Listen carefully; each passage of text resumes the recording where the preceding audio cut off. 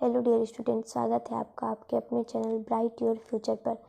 तो आज हम स्टार्ट करेंगे class 10th NCERT math chapter 5 समांतर श्रेणी। समांतर श्रेणी को हम अर्थमेटिक प्रोग्रेशन भी कहते हैं और उसको शॉर्ट फॉर्म में हम एपी कहते हैं। तो आइए देखते हैं कि समांतर श्रेणी किसको कहते हैं, उसकी परिभाषा। समांतर श्रेणी संख्याओं की ऐसी सूची है जिसमें प्रत्येक पद में एक निश्चित संख्या जोड़ने से एक अगला पद प्राप्त होता है। मतलब समांतर श्रेणी जो है वो संख्याओं की ऐसी सूची है। समांतर श्रेणी जो है वो संख्याओं की एक ऐसी सूची है जिसमें प्रत्येक पद में एक निश्चित संख्या को जोड़ेंगे तो उसका अगला पद आएगा। आइए जैसे आपको एग्जाम्पल समझाते हैं। जैसे यहाँ पे है 1 2 3 4 5, तो ये सारा पद है। तो ये जो पद है, पहला पद 1, इसमें हम कितना जोड़े कि 2 आया, यानी कि इसमें पहले पद में हम कितना जोड़े कि हमारा अगला पद आया, 1 जोड़े। फिर अब देखिए, फिर 2 आया, पहला पद में एक निश्चित संख्या जोड़े तो 2 आया। अब 2 में हम कितना जोड़े कि 3 आया, 2 में हम कितना जोड़े कि 3 आया, 1। फिर हम 3 में कितना जोड़े कि 4 आया, 1। 4 में फिर कितना जोड़े कि 5 आया, 1। यानी कि हम सब में एक एक जोड़ रहे हैं। तो वो एक जो हम जोड़ रहे हैं वो एक क्या है, हमारा निश्चित संख्या। तो क्या है, तो समझ में आ गया कि समांतर श्रेणी संख्याओं की ऐसी सूची है जिसमें प्रत्येक पद में एक निश्चित संख्या जोड़ने से एक अगला पद प्राप्त होता है। जैसे यहाँ देख लीजिए, यहाँ पे 5 है, 10 है, 15, 20, 25। तो 5 में कितना जोड़े 10 आया, 5। फिर 10 में कितना जोड़े 15 आया, 5। उसी तरह 15 में कितना जोड़े 20 आया, 5। फिर 20 में कितना जोड़े कि 5, 25 आया, 5। तो यानी कि इन सभी में एक निश्चित संख्या 5 जोड़ने पर उसका अगला पद आते रहता है। तो ये हमारा क्या है, एपी में है। अब जैसे ये देख लीजिए, ये 4, 5, 10, 20, 25। तुमने 4 में कितना जोड़ा कि 5 आया, 1। फिर 5 में कितना जोड़ा 10 आया, 5। फिर 10 में कितना जोड़ा 20 आया, 10। फिर 20 में कितना जोड़ा 5, 25 आया, 5। तो यानी कि इसका जो है, इसमें जो है कोई भी निश्चित नहीं है। इसमें 1 जोड़े, इसमें 5 जोड़े, इसमें 10 जोड़े, इसमें फिर 5 जोड़े। तो इसका निश्चित नहीं है कि हम क्या जोड़ रहे हैं। तो ये जो हमारा, ये हमारा एपी में नहीं होगा। ये दोनों एपी में है लेकिन ये जो है हमारा एपी में नहीं है। आइए यहाँ पर भी हम आपको समझाते हैं।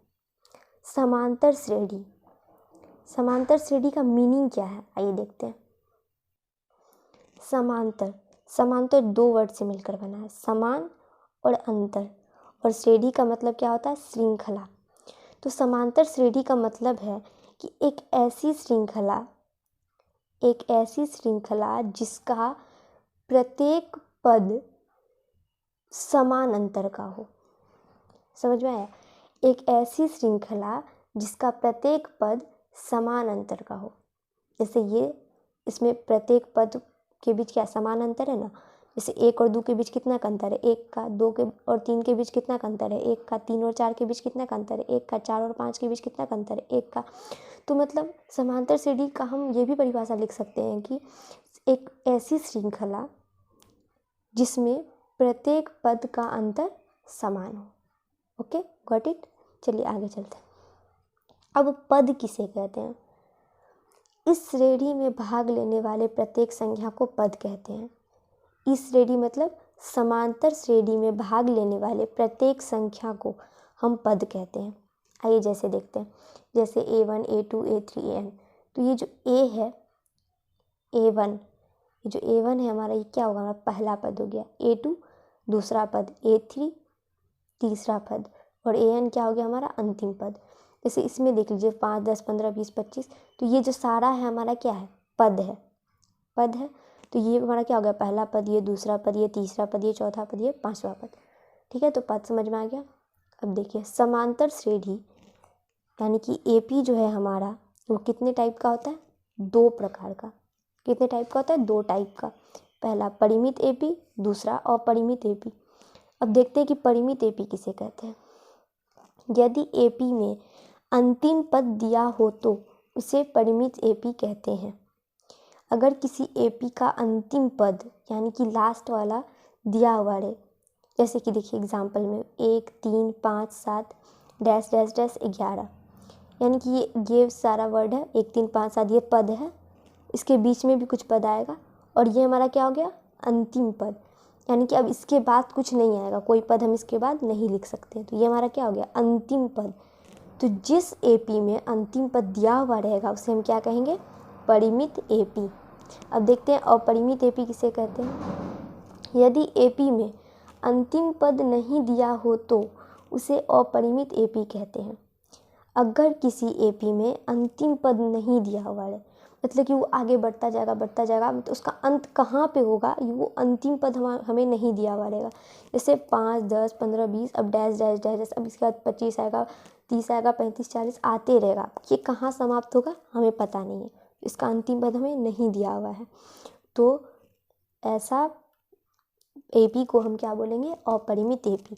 जिसका अंतिम पद दिया हो उसे परिमित एपी, जिसका नहीं दिया हो उसको अपरिमित एपी। तो यहाँ तक समझ गए आप लोग। तो चलिए अब आगे देखते हैं। सार्व अंतर कॉमन डिफरेंस। एपी में जो एक निश्चित संख्या होती है उसे हम क्या कहते हैं सार्वंतर कहते हैं।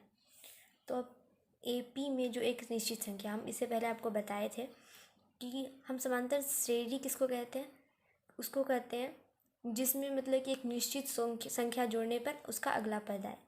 तो जैसे देखिए, जैसे 1 है, इसमें हम पहले क्या जोड़ते हैं, इसमें हम 1 जोड़ देते हैं। तो 1 जोड़ेंगे तो कितना आएगा 2। फिर इसमें 1 जोड़ेंगे तो कितना आएगा 3। फिर इसमें हम 1 जोड़ेंगे तो कितना आएगा 4। तो यानी कि एक सब में हम कितना जोड़े हैं 1। तो वो जो सब में हम 1 जोड़े हैं वो मेरा क्या हो गया, वो मेरा निश्चित संख्या हो गया। क्योंकि हम सब में तो 1 ही जोड़े ना, ऐसा थोड़ी ना कि इसमें 2 जोड़े इसमें 3 जोड़े हैं, ऐसा नहीं, सब में हम 1 ही जोड़े हैं। तो सब क्या हो गया एक निश्चित संख्या हो गया। तो वही जो निश्चित संख्या है, वही जो मेरा यहाँ पे 1 है, वही क्या हो जाएगा सार्व अंतर हो जाएगा। तो यानी कि एपी में जो एक निश्चित संख्या होती है उसे सार्वंतर कहते हैं। वो जो निश्चित संख्या होती है उसे हम क्या कहते हैं सार्वंतर। इसे डी द्वारा सूचित किया जाता है। तो हम हर जगह ये नहीं लिखेंगे सार्वंतर कॉमन डिफरेंस, ऐसा कुछ नहीं लिखेंगे। हम कहीं पे अगर सिर्फ डी लिख दिए तो समझ जाना कि क्या लिखा हुआ है सार्वंतर। अब यहाँ पे एक बात है, नोट सार्व अंतर धनात्मक, ऋणात्मक तथा शून्य हो सकता है। मतलब सार्वंतर जरूरी नहीं कि वो सिर्फ धनात्मक ही होगा, जरूरी नहीं कि सिर्फ वो ऋणात्मक ही होगा, जरूरी नहीं कि वो शून्य होगा, ये तीनों हो सकता है। तो आइए देखते हैं कैसे हो सकता है। हम आपको उदाहरण देकर समझाते हैं। जैसे हम एक एपी ले लेते हैं 3 6 9 12 डैश डैश डैश। तो ये जो 3 है इसमें हम कितना जोड़े 6 आया 3, फिर 6 में कितना जोड़े 9 आया 3, फिर 9 में कितना जोड़े 12 आया 3। यानी कि सब में हम एक निश्चित संख्या 3 जोड़ रहे हैं और वही उसी निश्चित संख्या को हम क्या कहते हैं सार्वंतर। तो यानी इसका डी सार्वंतर बराबर कितना हो गया 3। और 3 मेरा क्या है एक धनात्मक पूर्णांक है। तो यानी कि इस एपी का जो सार्वंतर है धनात्मक है। तो यानी कि जो हमारा एपी है, एपी का सार्वंतर धनात्मक भी हो सकता है, ये तो पता चल गया। अब देखते हैं कि ऋणात्मक कैसे होता है। एपी बराबर 14 12 10 8 etc। अब 14 में हम कितना जोड़े कि 12 आ जाए। 14 में अगर हम -2 जोड़ेंगे तो मेरा 12 आ जाएगा, और 12 में फिर -2 जोड़ेंगे तो 10 आ जाएगा, फिर 10 में -2 जोड़ेंगे तो 8 हो जाएगा। तो यानी कि हम एक -2 एक निश्चित संख्या सब में जोड़ रहे हैं, तो वही निश्चित संख्या क्या हो जाएगा मेरा सार्वंतर हो जाएगा। तो डी बराबर यहाँ पे कितना है -2। -2 एक क्या है ऋणात्मक पूर्णांक है। तो यानी कि हमें पता चल गया कि एपी का सार्वंतर ऋणात्मक भी हो सकता है। अब आइए देखते हैं 0 कैसे होगा। एक एपी ले लेते हैं 4 4 4 4 डैश डैश डैश। अब देखिए हम 4 में कितना जोड़ेंगे कि 4 आएगा 0, फिर 4 में कितना जोड़ेंगे तो 4 आएगा 0, फिर 4 में कितना जोड़ेंगे तो 4 आएगा 0। यानी कि इसमें हम एक निश्चित संख्या 0 जोड़ रहे हैं। तो यहाँ पे डी बराबर क्या आ जाएगा 0। तो यहाँ पे हम देख लिए कि एपी का जो है सार्वंतर वो धनात्मक भी हो सकता है, ऋणात्मक भी हो सकता है और जीरो भी हो सकता है। ओके, तो चलिए अब आगे देखते हैं। हमने देख लिया कि सार्वंतर क्या होता है। अब देखते हैं कि सार्वंतर हम निकालेंगे कैसे। वो तो हमको पता है कि कितना जितना जितना जोड़ेंगे तो वो जो निश्चित संख्या आएगा वो मेरा क्या हो जाएगा, सार्वंतर। लेकिन अब हम डायरेक्ट कैसे निकालें किसी का सार्वंतर, अगर हमको निकालना रहे तो कैसे निकालेंगे, उसका एक फॉर्मूला होता है। जैसे सार्वंतर बराबर दूसरा पद घटा प्रथम पद। प्रथम पद मतलब पहला पद। अगर हम किसी एपी के दूसरे पद में पहला पद को घटा दे तो जो आएगा उसको हम क्या बोलेंगे, सार्वंतर। यानी कि डी बराबर A2 माइनस A1। तो ये हम आपको उदाहरण देकर समझाते हैं। जैसे देखिए, ये क्या है, हमारा एपी है, ये मेरा पहला पद हुआ, ये दूसरा पद हुआ, ये तीसरा पद हुआ, ये चौथा पद हुआ। तो अब इसके बाद फिर आगे आते जाएगा पांचवा पद, छठा पद, ऐसे। तो हमारा सार्वंतर निकालने का सूत्र क्या था, डी बराबर A2 माइनस A1, यानी कि दूसरा पद माइनस पहला पद। तो डी बराबर दूसरा पद मेरा क्या है, 2, पहला पद मेरा क्या है, 1, तो 2 में से 1 जाएगा 1, यानी कि इस एपी का सार्वंतर क्या हो गया मेरा, 1। तो हम इसी तरह से डायरेक्ट फार्मूला निकाल सकते हैं। और यही फार्मूला हमें यूज़ ही करना है हर जगह। हर जगह ये देखेंगे उसमें कितना जोड़ा गया है, ये सब में देखेंगे, डायरेक्ट फार्मूला लगाएंगे, दूसरा पद माइनस प्रथम पद, वैसे करके हम बना देंगे। ओके, तो चलिए आगे देखते हैं। अब है व्यापक रूप। व्यापक रूप किसे कहते हैं, यदि किसी एपी का प्रथम पद ए तथा सार्वंतर डी हो तो A plus AD, A plus 2D, A plus 3D को व्यापक रूप कहते हैं। तो इसमें क्या लिखा हुआ है, यदि किसी एपी का प्रथम पद, किसी एपी का अगर प्रथम पद ए है तथा सार्वंतर डी है तो उसका व्यापक रूप A plus D, A plus 2D, A plus 3D dash dash dash को कहते हैं। ये जो है ना, ये आप याद कर लीजिएगा। ये जो हमारा क्या है, ये VBI है। ये एग्ज़ाम में आता है कि ऑब्जेक्टिव में आपको पूछ सकता है कि निम्नलिखित में से कौन एपी का व्यापक रूप है। तो आपको ऑप्शन देगा A plus A plus D, A plus 2D, या फिर दे देगा A plus 2D direct. A plus D नहीं है उसमें पहले, तो वो नहीं होगा। तो हमें ये याद रखना है कि A plus D, A plus 2D, A plus 3D, ये हमारा क्या है, व्यापक रूप। एपी का क्या है, व्यापक रूप। तो समझ गए। तो आइए फिर देखते हैं अगला पॉइंट। अंतिम पद को AN द्वारा सूचित किया जाता है। अंतिम पद जो है उसको हम AN द्वारा सूचित करते हैं, यानी डिनोट करते हैं। अब अंतिम पद का सूत्र, हम अंतिम पद कैसे निकालेंगे। अगर किसी एपी का हमको अंतिम पद नहीं दिया हुआ है, उसके अंतिम पद क्या होगा, तो हम कैसे निकालेंगे। तो आइए देखते हैं कैसे निकालेंगे। A plus N minus 1 into D, ये जो है ये हमारा फॉर्मूला होता है अंतिम पद निकालने का। तो A मेरा क्या है, पहला पद, N मेरा क्या है, पदों की संख्या, D मेरा क्या है, सार्वंतर। तो अगर किसी भी कहीं भी किसी क्वेश्चन में हमको पहला पद दिया हुआ है, N दिया हुआ है, पदों की संख्या, D दिया हुआ है, सार्वंतर, तो हम उसका अंतिम पद निकाल सकते हैं। कैसे निकाल सकते हैं, लिख देंगे AN बराबर A plus N minus 1 D into D. तो हम A की जगह पे A का वैल्यू रख देंगे, N की जगह पे N का वैल्यू रख देंगे, D की जगह पे D का वैल्यू रख देंगे, तो मेरा निकल जाएगा। ओके, अब क्या है, व्यापक पद। प्रथम पद A सार्वंतर D वाली एपी का nवां पद AN बराबर A plus N minus 1 into D में AN को व्यापक पद कहते हैं। अगर किसी एपी का प्रथम पद A रहा, सार्वंतर D रहा और उसका nवां पद मतलब अंतिम पद, तो AN बराबर, तो ये फॉर्मूला होता है। तो वही AN को हम व्यापक पद, यानी उसका जो अंतिम पद होगा ना, उसी को हम कौन सा पद बोलेंगे, व्यापक पद। तो यहाँ पे हो सकता है अंतिम पद को हम व्यापक पद भी कहते हैं। ओके, अब देखते हैं अगला पॉइंट क्या है। यदि किसी एपी में M एक पद है तो AM उसका अंतिम पद होता है। कभी कभी AM को L द्वारा सूचित किया जाता है। आइए देखते हैं कैसे, क्या बोल रहा है। यदि किसी एपी में M एक पद है, M एक पद है, यदि किसी एपी में M पद है, सॉरी यहाँ पे एक नहीं होना चाहिए, यहाँ पे होना चाहिए यदि किसी एपी में M पद है, यानी कि हमसे यदि किसी एपी में हम एम के जगह पर अगर 5 ले लें, यदि किसी एपी में 5 पद है तो एम यानी कि A5 जो होगा उसका अंतिम पद होगा। क्योंकि देखिए यहाँ पे देखिए जैसे कि 5 हम उसमें पता चल रहा है कि हमको 5 पद है, पता चल के 5 ही पद है उसमें, तो उसका जो 5वां पद होगा वही ना अंतिम होगा, उसके अलावा तो कुछ नहीं हो सकता है। तो इसलिए इसमें यदि किसी एपी में 5 पद हैं तो एम उसका अंतिम पद होता है। कभी कभी एम को एल द्वारा सूचित किया जाता है। तो एम मेरा क्या है, अंतिम पद और को एल द्वारा भी सूचित किया जाता है। तो यानी कि अंतिम पद को ही हम एल कहते हैं। तो देखिए अंतिम पद को हम 3 चीज़ से सूचित कर सकते हैं। या तो अगर ए एन निकालने बोलेगा तो वो भी मेरा अंतिम पद होगा, ए एम निकालने बोलेगा वो भी अंतिम पद होगा, और अगर एल निकालने बोलेगा तो वो भी अंतिम पद होगा। तो एल बराबर भी वही फॉर्मूला होगा, A plus N minus 1 into D. तो याद रखना है कि अंतिम पद का 3 नाम है। पहला तो क्या बोलते हैं ए एन, दूसरा ए एम, तीसरा एल। अगर ये तीनों में से कुछ भी हमें निकालने बोला तो हम यही फॉर्मूला लगाएंगे, A plus N minus 1 into D. Okay, अब है पदों का योग।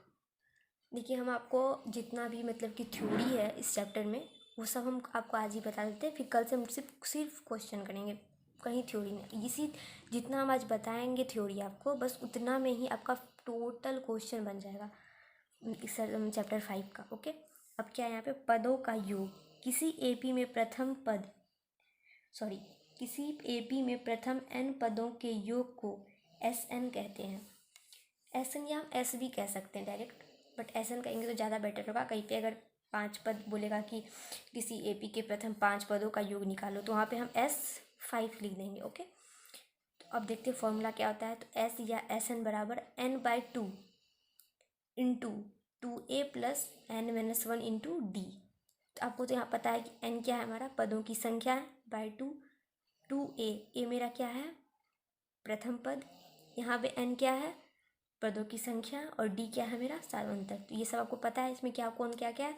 तो आपको क्वेश्चन में दिया हुआ रहेगा, n दिया हुआ रहेगा, a दिया हुआ रहेगा, d दिया हुआ रहेगा। आराम से आपको फॉर्मूला पे बिठाना है, बस आराम से बन जाएगा।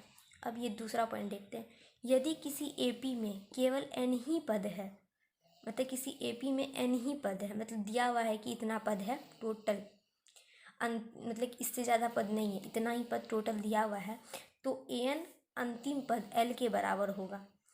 तो जिसे बोला कि n ही पद है, अंतिम पद अगर तुमको पता है कि n है तो an मेरा अंतिम पद हो जाएगा l के बराबर। तो हमने आपको बताया कि an अंतिम पद को एल भी कहते हैं, तो an l के बराबर हो जाएगा। तो हम an लिखे या l लिखे बात बराबर है। तो जो हमारा s का फॉर्मूला आएगा वो क्या आएगा, n/2 इंटू ए प्लस एल। देखिए आप यहीं पे देखिए n/2 है, हम 2a को क्या लिख सकते हैं, a प्लस ए लिख सकते हैं। तो a plus a n minus 1 into D. तो यहाँ पे एक ए को छोड़ देते हैं, फिर जो इधर बचेगा मेरा a plus N minus 1 into d. क्या आपको ये फॉर्मूला जाना पहचाना लग रहा होगा, ये फॉर्मूला मेरा किसका है, ए एन का है, और ए एन को ही हम एल कहते हैं। और इधर मेरा ए बचा हुआ है, तो हम इसको फॉर्मूला में ये भी लिख सकते हैं कि एस बराबर n/2 इंटू ए प्लस एल, या एस बराबर n/2 a plus a N, या फिर ये भी हो सकता है एस बराबर n/2 a plus a m. Okay, चलिए हम आज का लास्ट पॉइंट देखते हैं, प्रथम n धन पूर्णांकों के योग।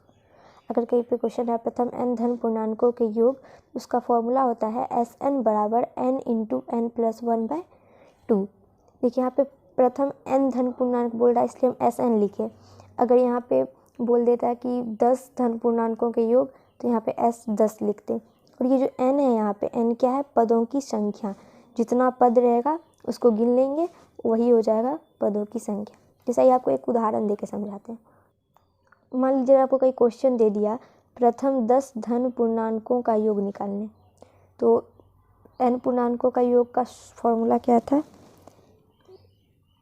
Sn बराबर n इंटू एन प्लस 1/2। तो यहाँ पे कितना 10 बोला, तो यहाँ लिखेंगे S10 बराबर कितना पद है, 10। तो 10 इंटू 10 प्लस 1/2, तो हो जाएगा इधर 10 गुना 11 बाय 2, 11 दाएँ 110/2, आंसर आ जाएगा मेरा 55।